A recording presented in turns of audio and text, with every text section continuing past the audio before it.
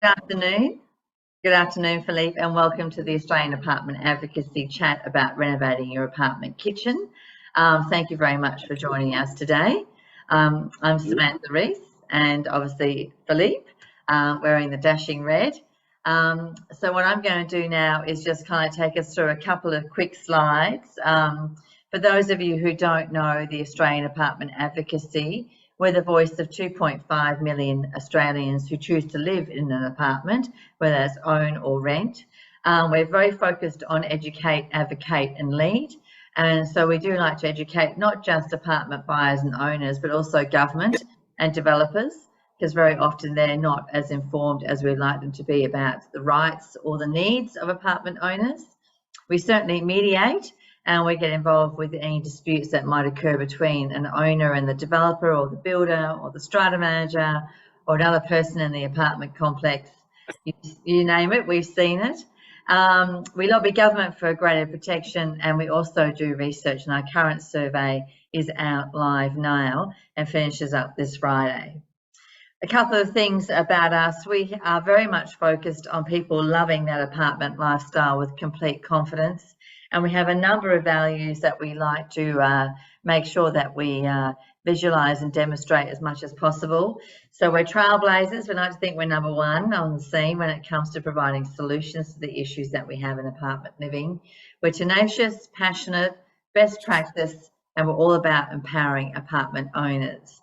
And so with that in mind, I'm now going to transfer across to Philippe's presentation, because renovating your apartment kitchen, while for some that may be an absolute dream, for me that would be somewhat of a nightmare.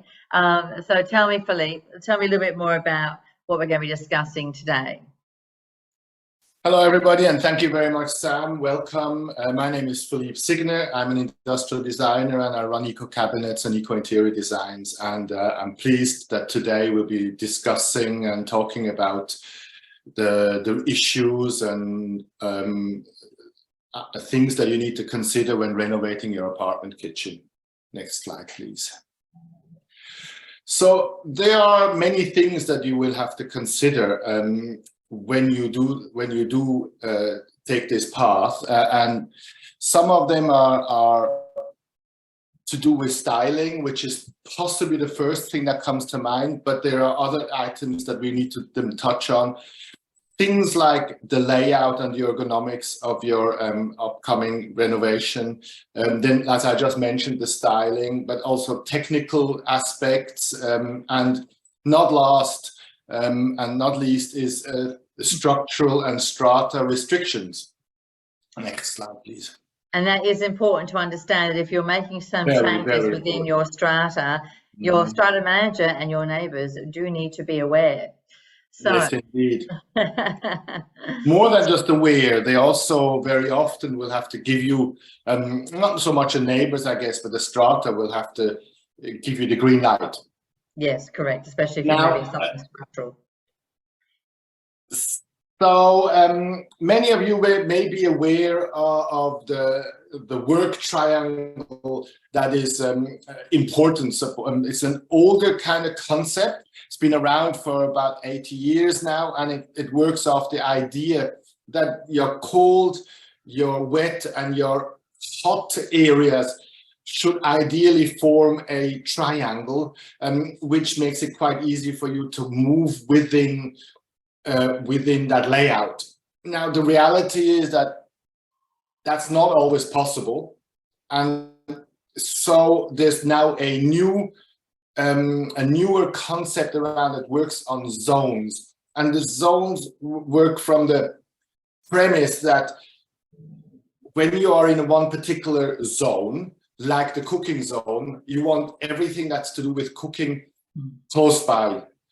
And that doesn't necessarily mean that your fridge is close by, for example, because the layout of your apartment might not allow that. So if you're looking at this concept, which is, by the way, a concept that was developed by Blum, a very much leading supplier of cabinetry hardware, and so they come up with this zones concept. So you can see your cooking is in one area, then the preparation it's close to the cooking, but it's also close to the cleaning, where you're going to be washing your vegetable, for example. And then you have your consumables and non-consumable zones, which are also close together and also close to the cleaning zone. So there is a logic in this layout without actually necessarily forming that so-called triangle. And even this layout, which is not a triangle, is very ergonomic, very user-friendly, and will work in just about all the layouts if applied properly. Thank you, Sam. Especially nowadays, Philippe, because not every kitchen comes with a bench, do they? So, you know, you see a lot of kind of like galley style kitchens. So this does allow you still to kind of like have the functionality of a kitchen, even though without like some island bench or something of that nature as well. Indeed. And not always is it possible to have that island bench. So this allows you to conceptualize your layout without being locked into something that you can't have. And so this is a very much superior approach to ergonomics and layouts. Now we're going to be talking, so now that we've established your layout and we know where everything's going to go in your new kitchen, styling will come into play, and that's where you and I will be applying your personal stamp to it.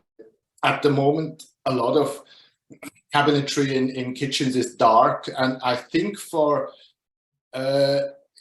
kitchens in apartments that works really well, because it gives it a bit more of a furniture look rather than the white kitchens do. Nothing wrong with white kitchens. We'll touch on white kitchens in a minute, but I just wanted to start off with these darks. And when I say dark, it doesn't have to be black. It can be charcoal, dark green, dark blue, things like that. And a little bit of timber. Next, please. This content, by the way, sorry, that's a contemporary kitchen. And here sorry for the confusion. That's a contemporary looking kitchen. And the next one's also dark, but more like a Hampton style, where we have a little bit of copper, dark shaker doors, etc. Just thought I show different styles. Thank you. Is there a color, Philippe, that works better for not seeing sticky fingerprints? Well, it's not so much the color, but the finish. Yes. So there are materials that are fingerprint resistant. And if that's a concern, I think that's very much worth looking at. Most of them are matte, and matte is the look anyway, so that makes it nice and easy. Yeah. So looking at this one here now, this is also a dark kitchen, but of course you can see it's got a little bit of some pops of color, and if you look carefully, you can see that the upper cabinetry has doors on it, which when you close them off, you lock your kitchen away, if you like, which is ideal in a living, dining kitchen area. And even the ones above the bench, you can see there's roller shutters there. So you can basically hide your kitchen when you're not using it. The storage in kitchens is so important. And like when I saw this presentation yesterday, Philippe, I said that's like a faux, butler's kitchen. That's it. And so you want to have, you can see you've got your crock pots and you've got your coffee maker and all those kinds of things. But what you don't want to see necessarily is, all the working parts. You just want everything to be nice and clean. Indeed. And with this particular layout that we've designed here, even your tap disappears. So you will still see a bit of the sink, but the tap is actually installed behind the roller shutter. So you really are locking away all the less workings. The working parts, if you like. And so now we're moving on to something a bit lighter. And like I just said before, just because I started off with dark doesn't mean that white is completely out. In this apartment here, we installed a light kitchen with a few highlights. Dark highlights in the bench top, in the cooker, I meant to say, the splashback, and a little bit in the oven, and the gantry Open shelving there has dark elements as well, but the rest is all white, and it works really well. Yeah, works. It's an example of a bigger pardon. It's a much smaller kitchen, isn't it? So you need to maximize the space, and it can't really be a dominating room, whereas the previous ones, the kitchens have been slightly larger, and so that allows you to play around a bit more with color, doesn't it? Yes. So this is a contemporary light kitchen. The next one is just to, we won't dwell on this. I just wanted, in fairness to the dark Hampton, show you a light Hampton, but we kind of know what that looks like. I think in the apartments that I'm designing, mainly we use the contemporary style rather than the Hamptons. I just thought for completeness, we should show one of these. Next, please. I love this one. Now, just because things I showed before were dark and white doesn't mean you cannot have color. As a matter of fact, I really like color. And so when the client came to me with a brief that she wanted color, I was in my element. I love all these colors. And so you can see here, this kitchen has a lot of different colors and has the thick white framing around all the doors as well. Looks quite good. And another thing I want to mention here, which works very, very well in smaller areas, is a mirrored splashback. You can see it basically doubles the size of your kitchen visually. There's a bit of mirror in the splashback just behind the stove, behind the sink. There's a bit on the left where there is a coffee machine that also has a mirror in it, etc. So these little elements add so much, and yeah. That's very clever. Thank you. I like this one a lot. Now, one thing that's really, really important with all designs is the lighting, both functional and aesthetic lighting. And so I just wanted to show you the slide on the left here is a range hood, a cassette style range hood. It's not strictly cassette, but it's kind of that. And it has a light that is dimmable. So as you finish working in your kitchen, you dim the light and it becomes a mood light. And while you're working, it's on full bright, and it's a functional light. So it does both functions. The one kitchen here on the right side has lights recessed into the wall mounts where the open cabinetry is, and that's functional light, although it looks terrific as well. And then over the island, the peninsula island, we put some pendants because that works really well from an aesthetic point of view. And so yeah, these are examples. Here's another two examples, pretty similar in result, but the right side you will see there's the recessed lighting again, and it reflects really nicely in the glass splashback. And while it's a functional lighting, it actually becomes an aesthetic element of the kitchen as well. And if you look at the left side, when we were renovating the place, there was this stained glass window that we need to find a new function. And I suggested, why don't we introduce it into part of the cabinetry and light it from behind? And so that light there is now has an aesthetic function basically only because it doesn't really light the room at all, but it looks beautiful, and it harks back a little bit to the kitchen that was there before. So that's a nice little element. If there's some things in your kitchen that you cherish, but you need to renovate your kitchen, this is a lovely way of preserving the soul of your old kitchen, if you like. Oh, Philippe, that's a beautiful way of looking at it. And for me, it used to be the fluoro lamps in the kitchen, and they have gone, haven't they? We still can have the same light, but not necessarily, so functional. It can look pretty. And I strongly suggest that whatever lighting you put in is dimmable, so that you can adjust the mood of the room when you're working versus when you finished working and we're all sitting around your dining table. You don't want this strong white light anymore. You want something that's more moody and stuff. So yeah. Good. I have designed and installed cabinetry with lighting both in the kickboard and just underneath the bench top, but I haven't got any pictures. So I'm crediting the Alessio builders here for this particular image, because I just wanted to show what that can look like. So if you do have an island, or if you don't, if you just want some mood lighting underneath your kickers, this is a very nice result. Very nice result. And especially when the kitchen is such a critical part of the apartment, you know, that's where people tend to hang out and socialize, that and the balcony, you know, so. That's it. And when you, the host, are in your kitchen and you have your guests around, more often than not, you may have set up somewhere in the living room, but everybody will be around you in the kitchen. So Correct. Kitchen is the new center of your house. Yes. The whole. While we're on lighting, if you were so inclined, you could put lighting underneath your benchtop too, choosing the right materials. And I just want to demonstrate what that could look like. It gives a really interesting glow to your kitchen. That is interesting. Yeah. Next, please. Just for you to see that, you know, the lighting doesn't have to be always exactly where you expect it to be. Yeah, that's nice. Yeah.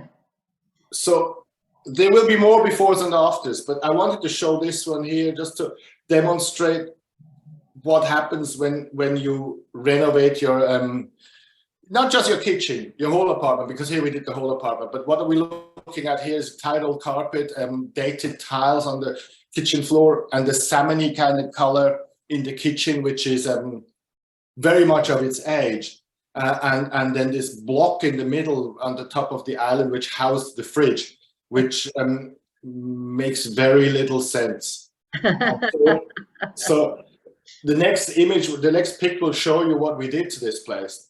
So it's all open, it's all clean, it's all up to date. And we put the fridge into the corner where it really should be.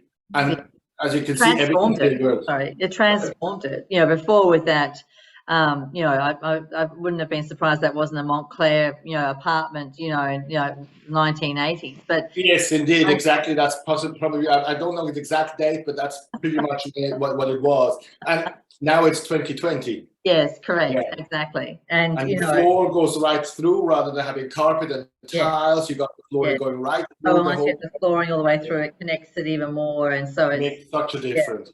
It's transformed it. It's great. And the interesting thing is with this particular reno, we didn't remove any walls or anything. It's the same layout. It's just refreshed in a, I think, in a great way.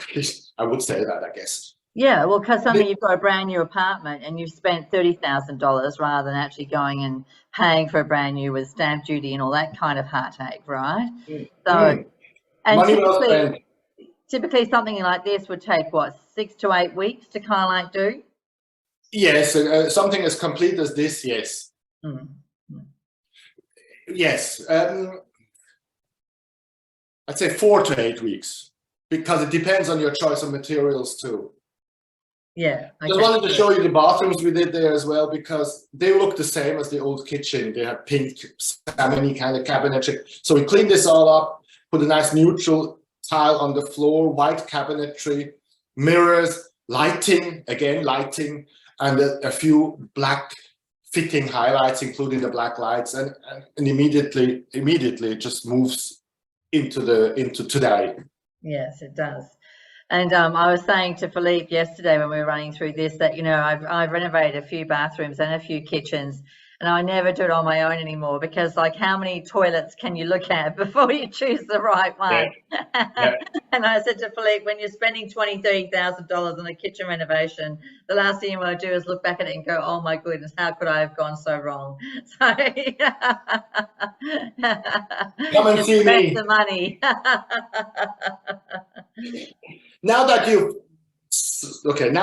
you've decided on your look and on your layout, there's actually a lot of dry things that you need to look at as well. Technical, structural, strata considerations.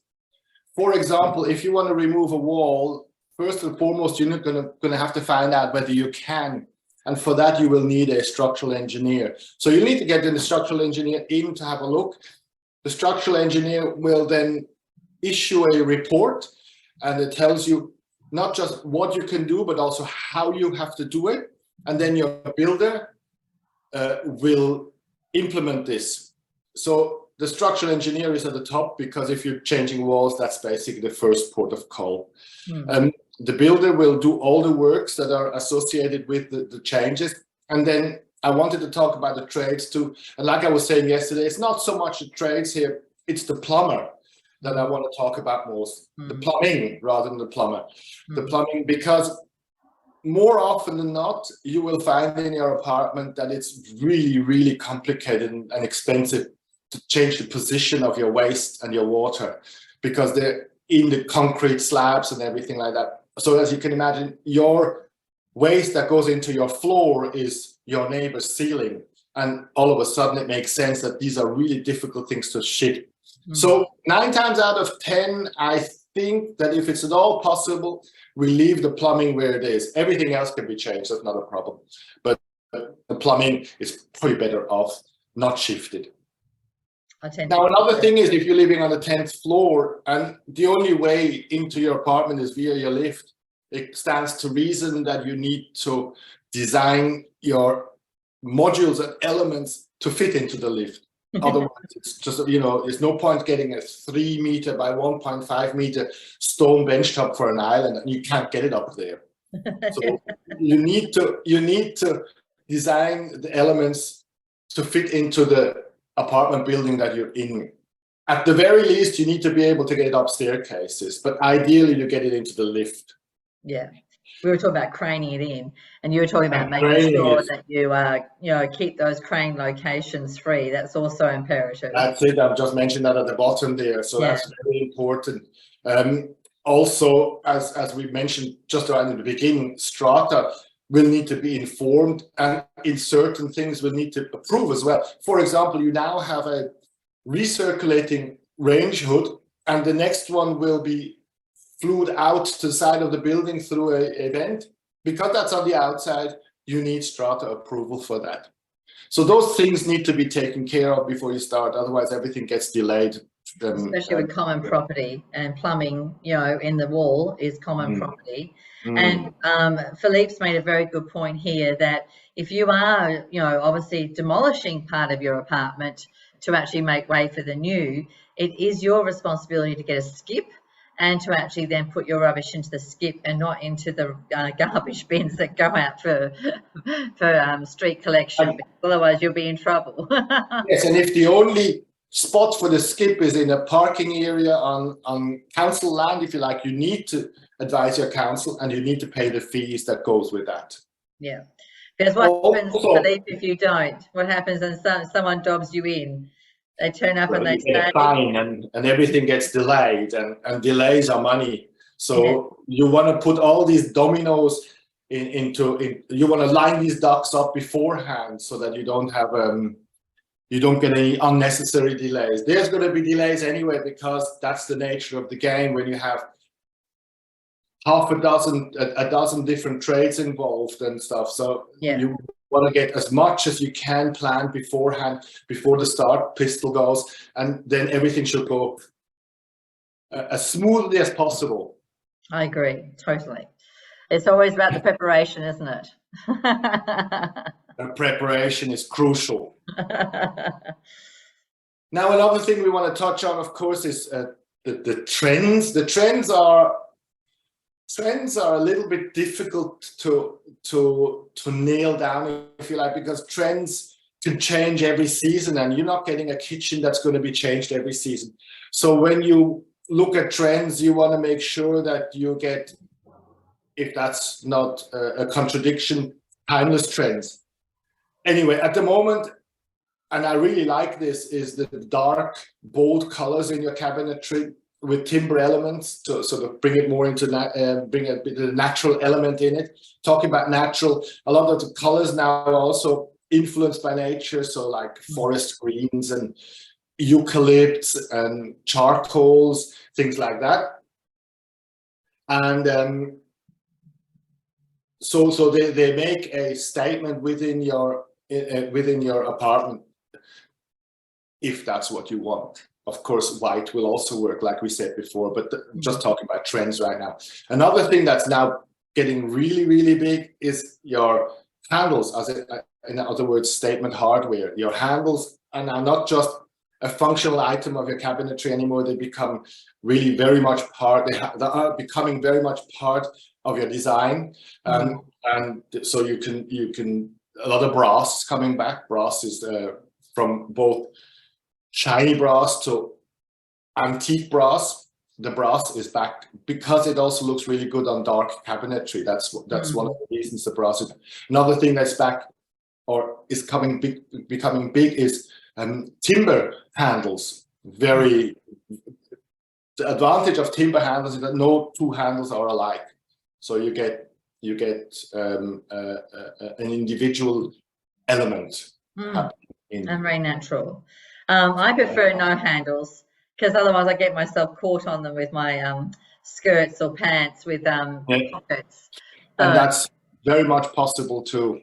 I saw the one that you had before where it was the dark and the actual handle was kind of like cut into the wood like a groove. It was kind of very nice. Yeah, minimalistic. Yeah.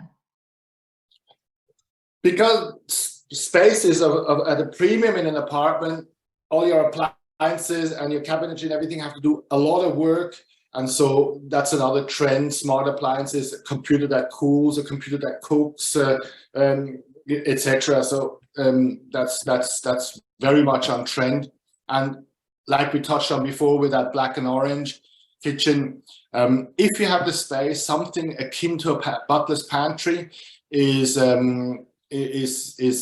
very much of interest, because you want to hide as many as the working parts of the kitchen if you can.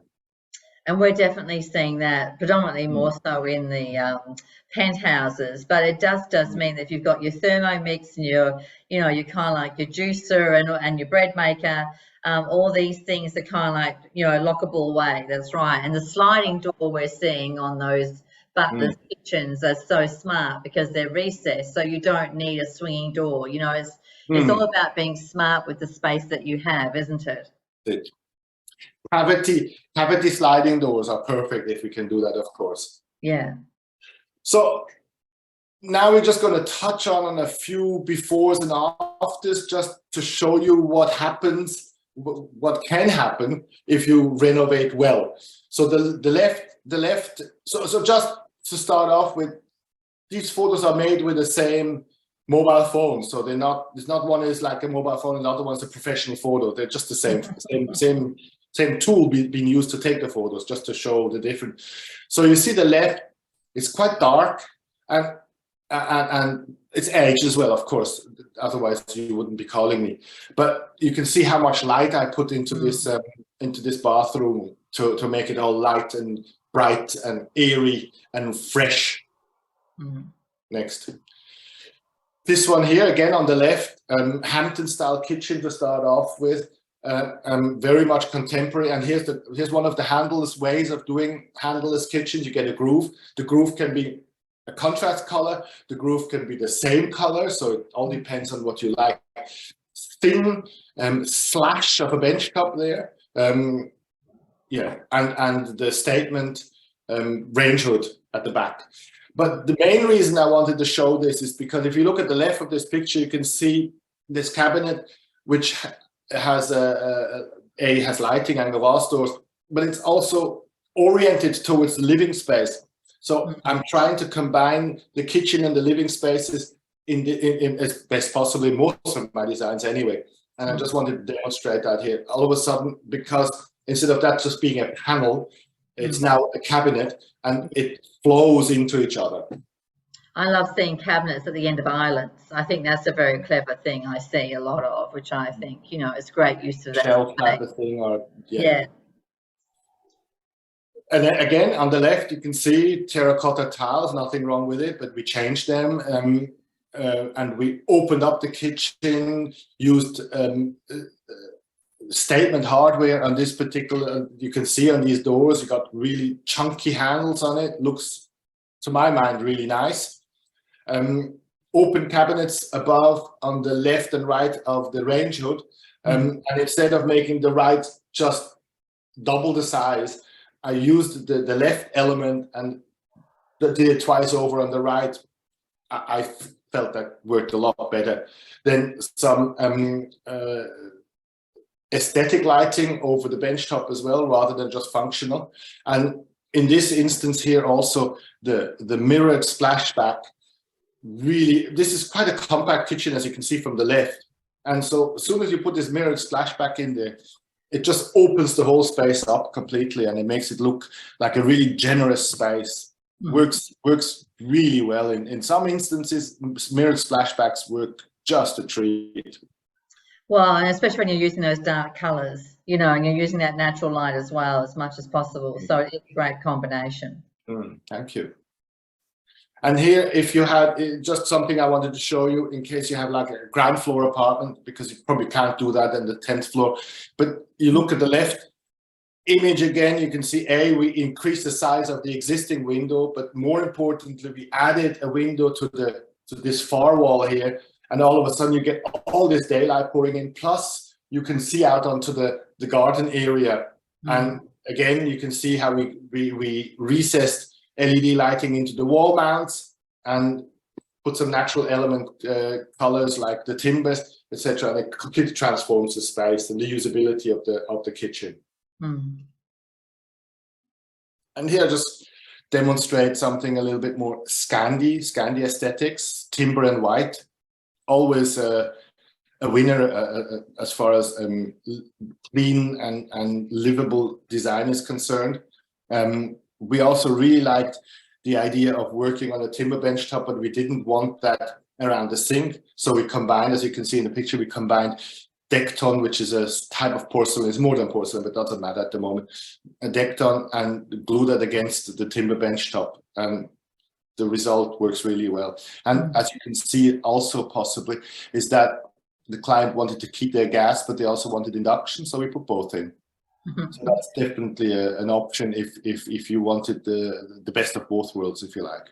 Yeah. I'm a bit of a gas fan myself. A lot of apartments don't let you have gas. And also, in fairness, even though like you, I kind of like gas. In all fairness, just about every client I have, when they transform to induction, and I go and see them later, they all say, I will never go back to anything else. Oh, really? So, yeah. So once you get used to the induction, I think you get to love it. Yes. But you're right. Me too. I kept my gas. So this was just a very quick introduction to the little things that you might not have thought of, and to give you some style clues as well when you're designing a new kitchen or any other place in the apartment, because we do it a lot.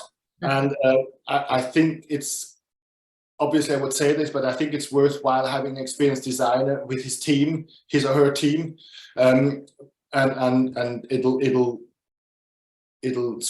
give you a very nice final product, which we can incorporate your personal stamp into. Yeah, and I think it gives you confidence that it's going to look good when it's finished, and that's really important, you know, because if you're renovating the kitchen, you obviously want to get a lot more life out of that apartment, or you're looking to renovate it to sell it. So either way, you want it to have a wow factor, don't you? Indeed, and with somebody experienced, where you can go and look up their portfolio and their testimonials and everything, it gives you a little bit something extra. You can use the knowledge and experience of that person to do your space. Yeah, well, and I think that, you know, rather than spending 20 hours looking for a like I said, a bath or a toilet or a sink, I'd much rather have somebody show me the top 3 of their choices and I get to pick one. And the other thing is, when you have a sort of a theme in mind. Yes. When I have a theme in mind, I don't look at 20 toilets anymore, because I kind of know which toilets I need to look for. I don't look at 20 baths or 20 shower heads anymore, because I know. So I can get you immediately the ones that will work within the theme that we have established. Yeah. Now, one more thing, obviously I want you to contact me, but what I want to say is that eco cabinets and eco interior designs is not, it specializes in there's something to this name. It's not just there for nothing. So all my products, let me rephrase that. Most of my designs are zero emission, low to zero VOCs, recyclable. We use non-petroleum solvents and sealants and things like that. And as you can see from the product that I showed you, it doesn't take away at all from the design part of it. So I would love to hear from you. And now maybe some questions now. Yeah, so if there's any questions, please feel free to put them into the chat. If any of you have been thinking about designing your kitchen, what's been the one thing that's kind of like made you think twice? And for me, it was always about the flooring matching with the splashback, matching with the lighting, you know, and not making it look too matchy, because that can also happen, can't it, you know? And too matchy is actually really difficult to achieve, because you know, you take two whites and they're not quite the same white. It really shows. Whereas if you take a white and a gray, all of a sudden it doesn't matter. Yeah. So these things are really important details like that. Matchy is really difficult to achieve. Contrast. Right, so I'm going to continue on, but if anyone's got any questions, please put them in the chat. So thank you, Philippe. That's been really interesting. And I know, you know, as we see more and more of these apartments, you know, a lot of people are flipping them, as they call them, rather than actually selling them and trying to find something new. And especially those older apartments, because they tend to be larger in size, you know, so ideal for a family. So, so you've definitely shown us some interesting things today. Just coming up, so you're aware, later this month, we've got retrofitting your apartment to gas hot water. Then we've got in May cladding. So certainly for those of you who are involved in replacing cladding, that's important to kind of click into that session. We've got Peter Hofstetter from Certis. And on the 18th of May, we've got recycling green waste. We've got new initiatives that are happening in apartments where green waste is being turned into compost. Who would have thought? It seems like the apartment lifestyle is taking off regardless. These are our sponsors. We're very grateful for our sponsors, because we couldn't do what we do without them. And certainly keep staying tuned into us, and obviously you're probably receiving our regular e-news and so forth. So Philippe, thank you for your time today. Any last words of advice? Oof, put me on the spot. Call me for a brilliant design. There you go. That's a plug if ever I saw one. All right, everybody. Thank you for joining us today. And thank you for your time. We will send out this video once we have finished, obviously, editing it. Thanks, Philippe. We appreciate your time. Thank you very much. Thank you very much for taking the time to come and sit in. Yeah, no, it was great. Thank you for the presentation. See ya. Bye. Bye.